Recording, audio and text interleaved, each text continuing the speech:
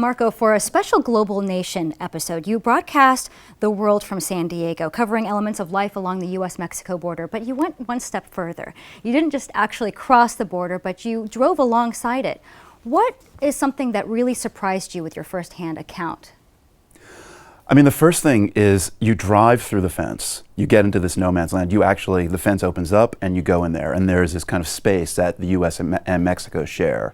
To physically be there, that in itself was surprising, that you're in this kind of no man's land. That's what they call it.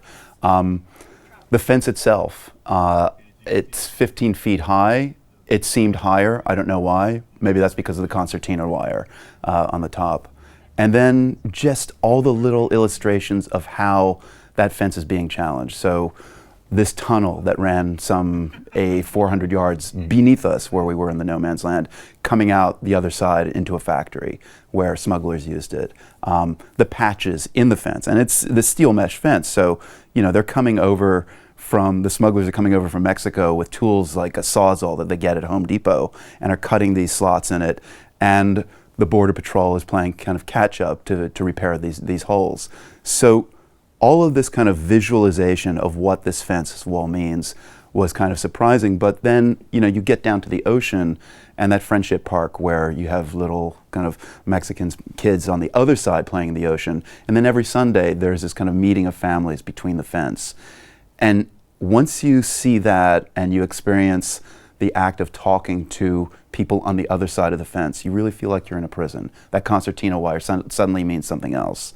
And you wonder, is this really the best way to kind of separate countries, because it has so many other consequences? So it was eye-opening in many ways. Immigration is not a new subject, but with this being a presidential election year, the rhetoric has been somewhat agitated. Is this the reason why you wanted to cover this on a personal and professional level? I mean, on a professional level, we knew that immigration was going to be a hot-button topic this year, and it has been. I think it's semi-coincided with just wanting to be down here in San Diego and do some work out of KPBS. And the story, I think, was obvious, that we're so close to the border. Let's see what we can do about this kind of cross-fertilization between the U.S. and Mexico and what all of that means, including immigration. The fact that there's been so much strident rhetoric around immigration made it more relevant, for sure. I mean, at a personal level, my mother came to the U.S. from the Netherlands and Indonesia when she was just 16 to go to finishing school in Missouri. So these issues are very close to my heart as well. So it was important for me to be at a place on the border and see where this activity is really kind of thickest. Mm-hmm.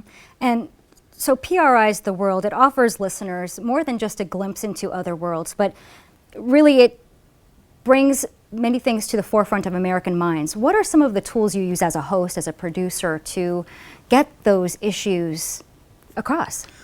We kind of found out a while ago that talking to smart pundits about what's going on around the world is useful for kind of understanding, but you need to kind of really sit in and listen carefully. And over time, it was a human story that really attracted listeners' attention.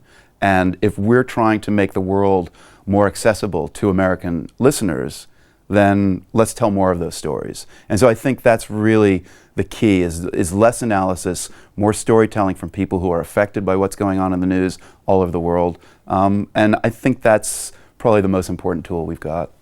Marco Werman, host of PRI's The World, thanks for joining us. You're very welcome.